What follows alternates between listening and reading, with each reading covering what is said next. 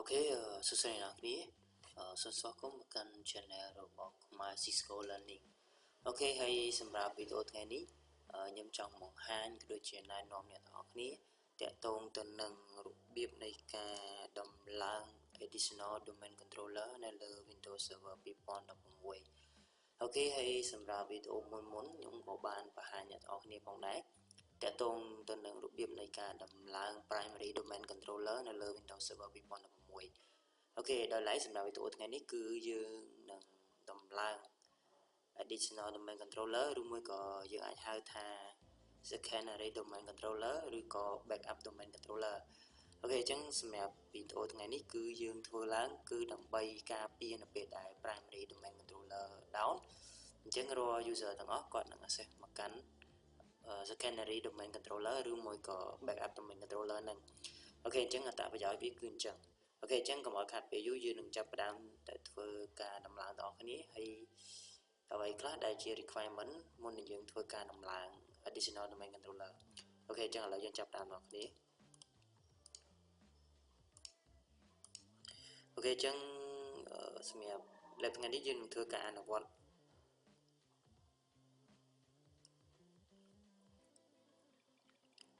អូខេយើងនឹងធ្វើការអនុវត្តនៅលើ VMware Workstation Pro 15ហើយសម្រាប់ server ដែលយើងនឹងយកមកធ្វើការអនុវត្តថ្ងៃនេះគឺយើងមាន2 server ទី1គឺដើរតួធ្វើជា primary domain controller server ទី2គឺ additional domain controller ឬមួយក៏ backup domain controller ហ្នឹងអូខេអញ្ចឹង server ទី1ខ្ញុំបានតម្លើង service តាក់ទងជាមួយនឹង Active Directory domain controller រួចរាល់ហើយនៅសល់តែ server ទី2ទេអូខេឥឡូវខ្ញុំចូលមកកាន់ server ទី1សិន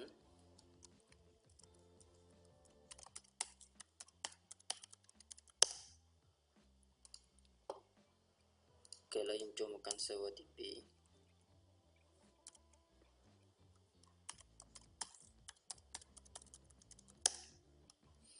អូខេនេះគឺជា server ទី2អូខេអញ្ចឹងអ្វីដែលសំខាន់អ្នកទាំងអស់គ្នាត្រូវ verify សិនថា server ទី2ហ្នឹងវាស្គាល់ជាមួយនឹង server ទី1អត់តាមរយៈការ ping អញ្ចឹងទៅ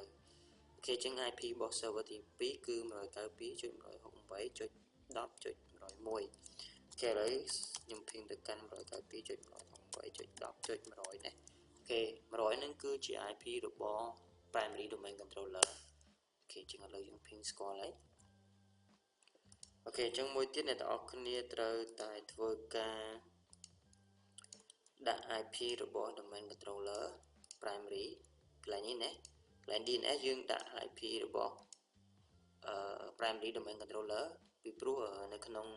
primary domain controller ហ្នឹងគឺយើងមាន run service តាក់ទងជាមួយនឹង AD ផងហើយនឹង service របស់ DNS ផងអញ្ចឹងយើងត្រូវដាក់ DNS វា IP របស់ server ហ្នឹងអូខេបន្តមកទៀតអ្វីដែលសំខាន់គឺអ្នកនរគ្នាត្រូវធ្វើការ join domain ទៅកាន់ primary domain controller ឲ្យហើយណាអូខេអញ្ចឹងសម្រាប់ខ្ញុំបាន join រួចហើយតាក់ទងជាមួយនឹង domain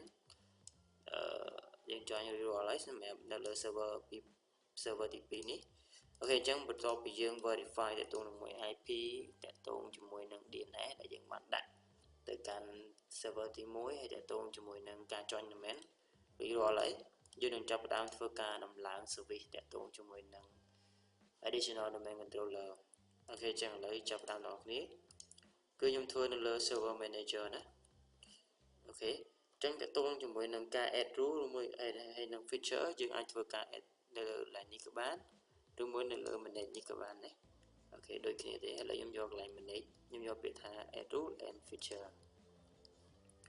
អូខេអញ្ចឹងកន្លែងនេះខ្ញុំយក next ហើយខ្ញុំ click next ទៀត click next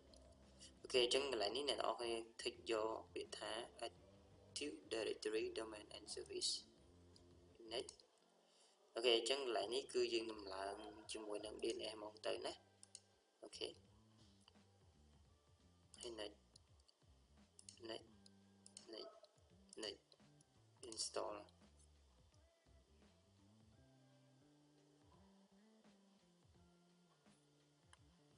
អូខេអញ្ចឹងអ្នកនរគ្នាធ្វើការរងចាំតិចទៅវាកំពុងតែ process តាក់ទងជាមួយនឹងការដំឡើង service តាក់ទងជាមួយនឹង Active Directory ហើយនឹង DNS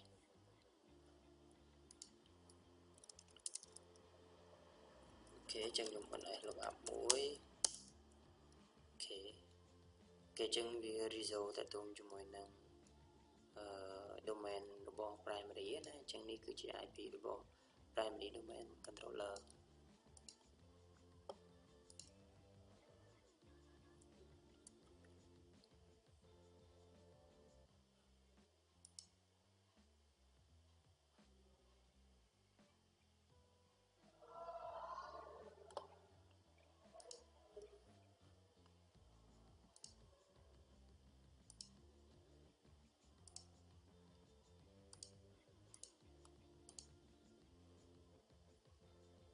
ok ឥឡូវវាបានតម្លើងចប់ហើយខ្ញុំ close បន្តមកទៀតយើងធ្វើការ promote វាណាអូខេត្រង់ចំណុចនេះគឺវាស្តៀងគ្នានៅការដំឡើង primary domain controller ដែរអូខេអញ្ចឹងតើតើនឹងការដំឡើង primary domain controller អ្នកនរគ្នា click លើ add new ណាប៉ុន្តែតើតើជាមួយនឹងការដំឡើង additional domain controller ឬមួយក៏ secondary domain controller ឬមួយក៏ backup domain controller អ្នកនរគ្នា tick យកកន្លែង add a domain controller to an existing domain កន្លែងនេះណាអូខេហើយខ្ញុំ click next អូខេអញ្ចឹងយើងធ្វើការរងចាំតិចទៅអូខេអញ្ចឹងកន្លែងនេះយើងទាមទារយើងធ្វើការដាក់ password នេះ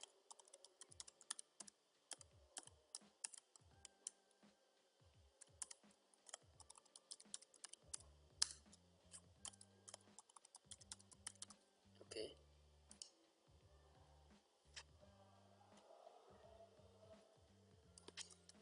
ហើយជា Vico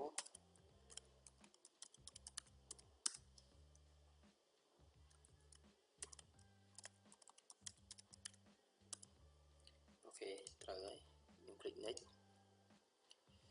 អូខេឥឡូវនេះខ្ញុំ click next ទៀតទៅ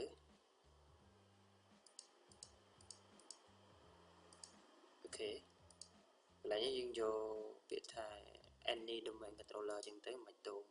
ធ្វើអីទេ click next អូខេអញ្ចឹងអ្នកនរគ្នាធ្វើការរងចាំបន្តិចវាកំពុងធ្វើការ check អូខេវារាល់ហើយ install